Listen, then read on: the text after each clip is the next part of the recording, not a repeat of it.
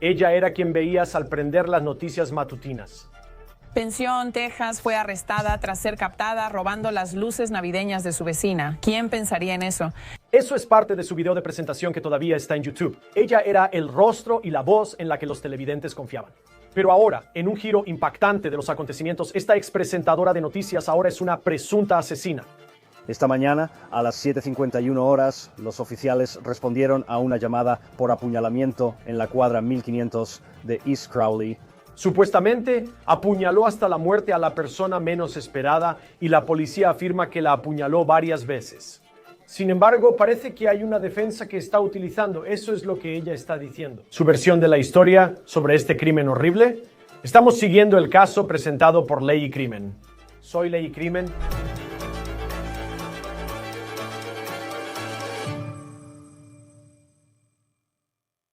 Vamos a adentrarnos en esta historia. Los presentadores de noticias matutinas suelen tener una personalidad perfecta, ¿cierto?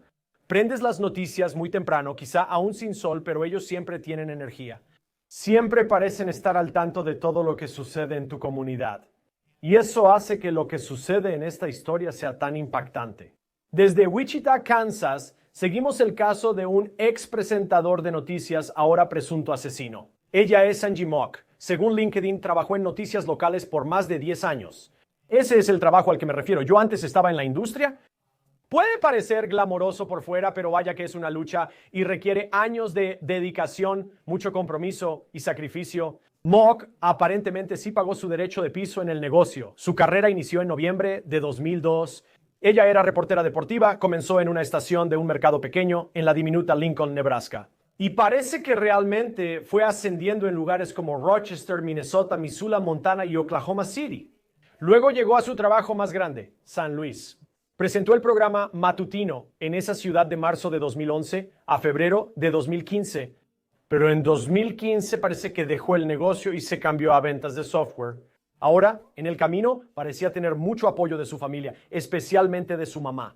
Una mujer llamada Anita Avers trabajó como terapeuta clínica y familiar en Wichita. Su biografía dice que se especializa en tratar a adultos que experimentan depresión, ansiedad, trastornos del espectro, trauma y trastornos del estado de ánimo, así como problemas de pareja y matrimoniales como conflictos familiares, infidelidad y divorcio. Así que era una mujer que realmente manejaba muchos temas muy serios relacionados con la salud mental.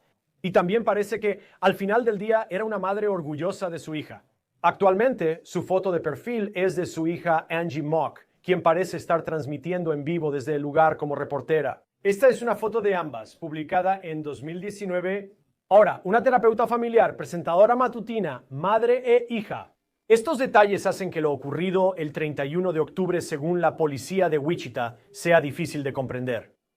Esta mañana a las 7:51 oficiales respondieron a un apuñalamiento en la cuadra 1500 de East Crowley. Cuando los oficiales llegaron a la escena, se encontraron en la calle con una mujer blanca de 48 años que había sufrido algunos cortes en la mano. Los oficiales entraron a la residencia y encontraron a una mujer de 81 años que sufría múltiples heridas de arma blanca. Ambas fueron trasladadas a hospitales locales, dijo la policía. Angie Mock, ex presentadora de noticias matutinas, apuñaló varias veces y mató a su madre. Así que esto es lo que sabemos sobre cómo se veía la escena. Hay una vecina que le dijo a la estación de noticias local KAKE que Mock supuestamente corrió hacia ella y su novio. Esto es lo que dijo. Esa vecina dijo, cita, había una mujer que se acercó a nuestro vehículo con sangre como si tuviera las manos llenas. Su cuerpo sangraba y pedía que llamáramos al 911. Solo piensa lo aterrador que sería estar manejando por la calle y que esa persona se te acerque. Pero ese vecino dijo que Mock luego tomó su celular y corrió a la casa llamando al 911. Ella describió a Mock como si estuviera asustada. Ahora la mamá de Mock, a quien ves abrazándola en esta foto. Anita Avers fue llevada de urgencia al hospital como víctima a sus 81 años. Ella murió por varias heridas de arma blanca presuntamente causadas por su hija. Aquí está la foto policial de Mock. Su nombre completo es Angeline. Tiene 47 años y fue detenida bajo cargos de asesinato en primer grado. Encontramos la grabación de la llamada al 911 de Mock pidiendo ayuda. Obtenemos perspectiva de información sobre cuál podría ser la versión de Mock. Escucha esto.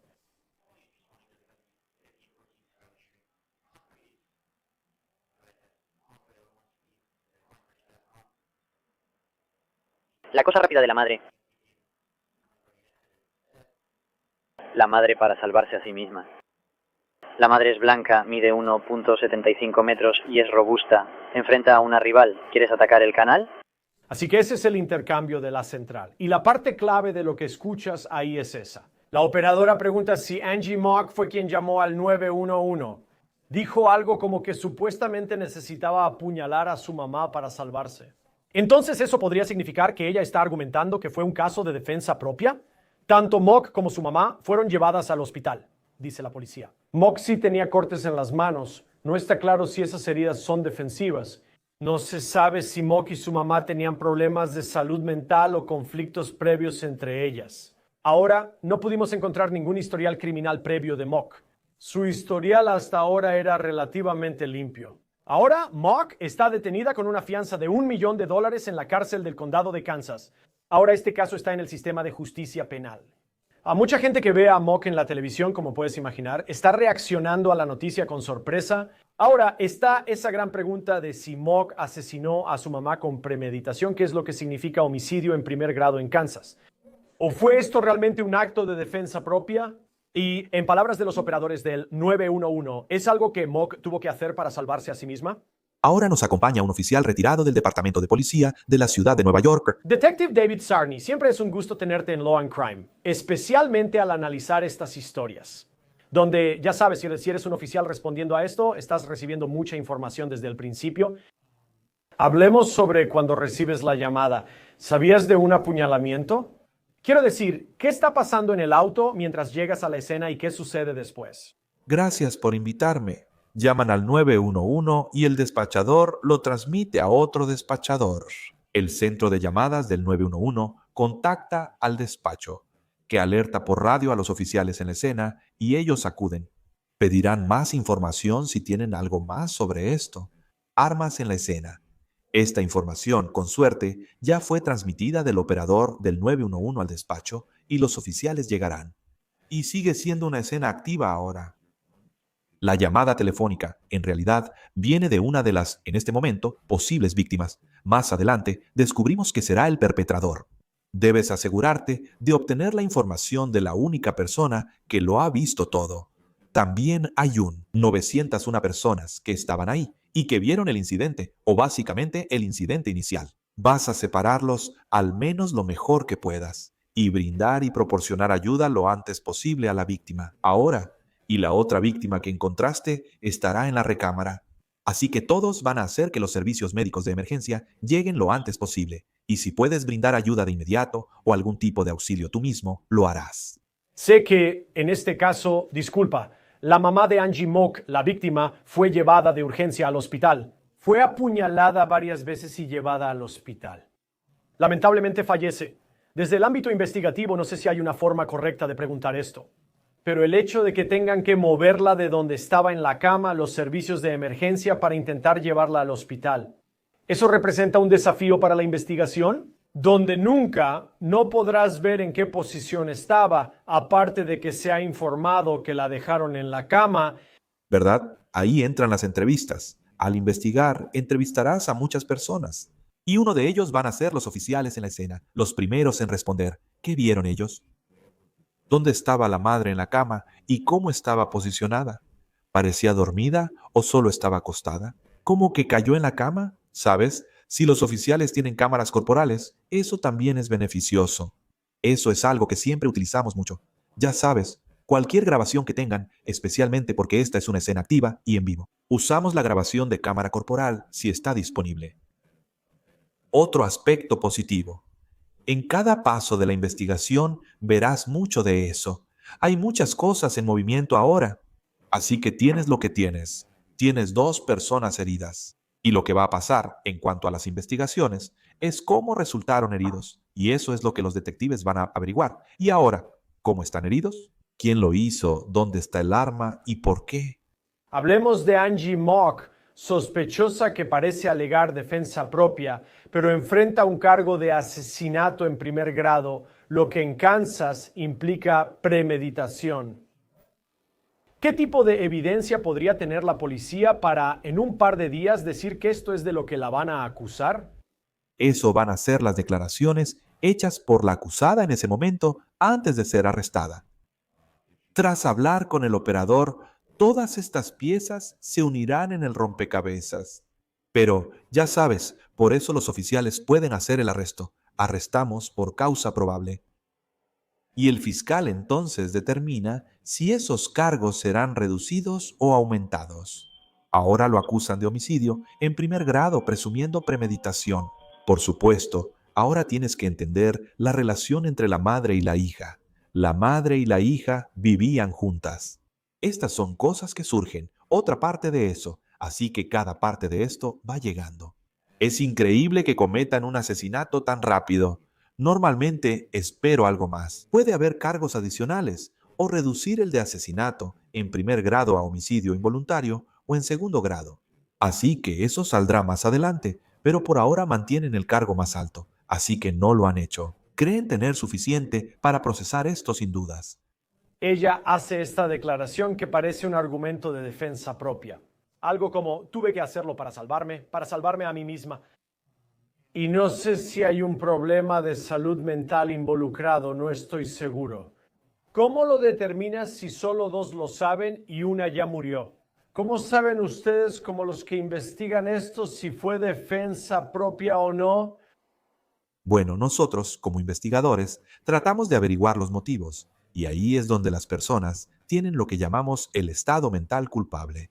¿Fue intencional o accidental? No lo parece. ¿Fue imprudente? ¿Lo hizo a propósito? Estos factores influyen, pero el homicidio en primer grado es intencional. Buscamos pruebas para demostrar la intención de la persona, lo cual suele ser lo más difícil de probar. Por eso lo van a hacer de nuevo. En este punto, se hace una investigación profunda sobre el acusado, revisando sus redes sociales y cualquier informe de incidentes domésticos que haya tenido en el pasado. Hablan con vecinos y amigos para saber si existía alguna enemistad entre ellos. La legítima defensa será lo que el fiscal deberá enfrentar, si ese es el caso. Ahora el abogado defensor deberá presentar evidencia para probar la legítima defensa. Y el fiscal va a revisar toda la evidencia, tiene que refutar esa defensa presentada por el abogado defensor. ¿Qué significa y dónde está? La policía reportó que Angie Mock, sospechosa del caso, tenía cortes en las manos y la llevaron al hospital por eso. ¿Qué opinas? Aquí está el problema de nuevo. ¿Son heridas defensivas o causadas por el cuchillo que ella usaba al apuñalar? Porque si tú eres, y esto es lo que los investigadores descubren muchas veces, si hay dos personas heridas, especialmente cuando se trata de un apuñalamiento, puede haber heridas defensivas y puede haber heridas porque han estado utilizando el cuchillo. Por la gravedad de las puñaladas, podrías tener heridas en las manos. Eso investigarán. Probablemente toman fotos de las manos y... Hablaron con ella porque ahora vas a observar a la víctima. En este caso, ¿tiene heridas defensivas en su cuerpo? ¿Hay alguna herida defensiva en sus brazos, en sus manos? Entonces ya sabes si las lesiones están en las manos del acusado. Eso lleva, de nuevo, no hay absolutos, a esto que inclina hacia el hecho de que ella fue la que hizo la primera apuñalada. Entonces, ¿qué evidencia hay que muestre que la víctima intentó causar una lesión al acusado? Eso es lo que buscará el abogado defensor. Por eso, en este caso, quieres asegurarte de que todo esté en orden, que hayas fotografiado la escena del crimen, entrevistado a todas las partes posibles y buscado antecedentes. Porque, ya sabes, esto no pasa en el vacío, esto sucede alrededor de las 8 de la mañana. Entonces, ¿es una rutina que se encuentren a esa hora? ¿O fue esto? ¿Manejo a la casa y apuñalo a mi mamá? Eso tendremos que aclarar conforme avance la investigación. Bueno, y la otra parte también es, lo sé, y de nuevo hay mucho que no sabemos. Veremos cómo avanza este caso. Supuestamente apuñaló varias veces a su mamá. ¿Eso afecta el argumento de defensa propia de alguien si hay múltiples heridas de arma blanca que alguien podría haber detenido? ¿Pero no lo hicieron? Si eso es realmente lo que se alega aquí.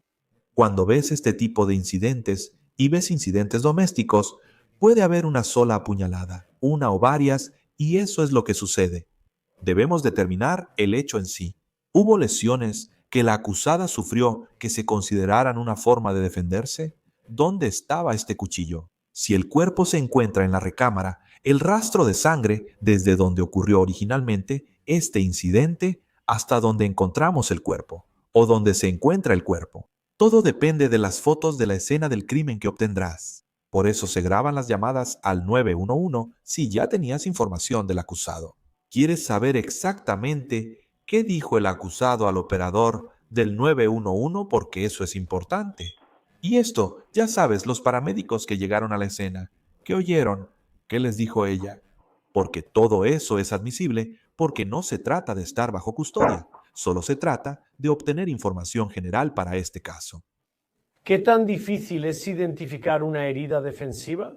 Eso sería una conferencia con... Estás hablando del personal médico. Vas a hablar con los doctores y les vas a preguntar a los doctores en la escena, a los doctores en el hospital, ¿qué tipo de puñaladas, heridas o lesiones tiene ahora la mano del acusado y qué tipo de lesiones sufrió la madre en este momento? Hay muchas cosas que hacer, principalmente documentación. Documenta de forma clara, concisa y precisa lo que los doctores te informan y lo referente a la autopsia que manejarás después. Para la madre. A menudo, cuando ves y escuchas llamadas al 911, es para determinar después si fue un asesinato.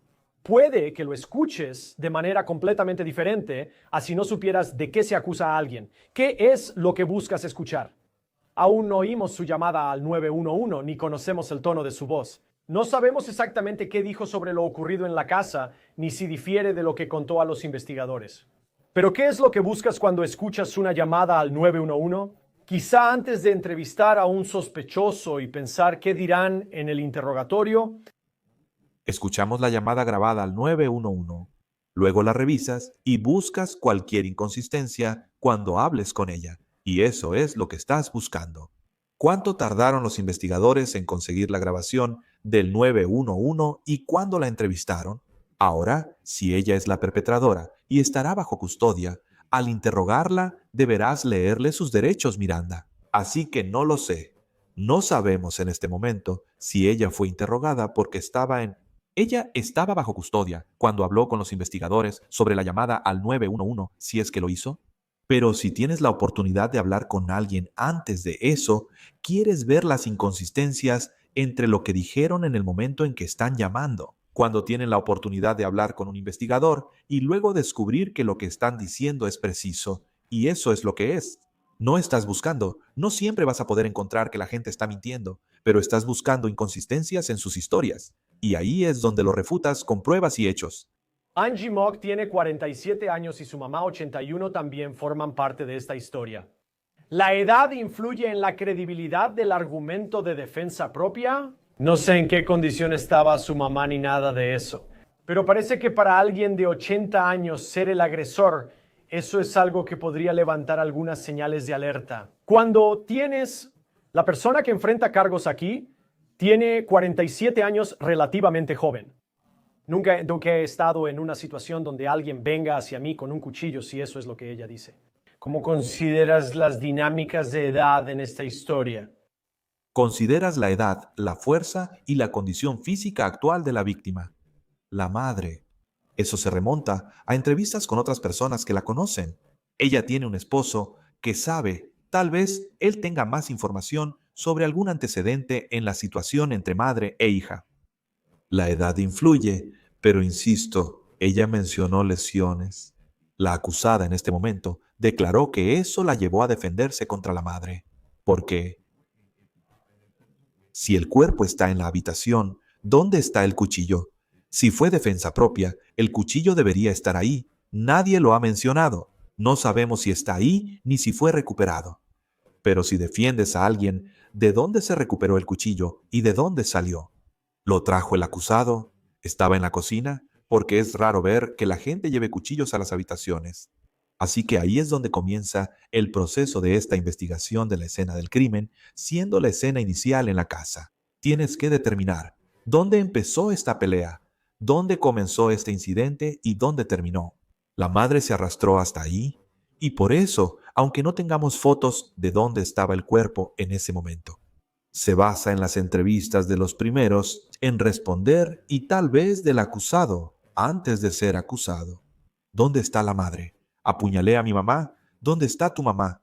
Todo esto saldrá.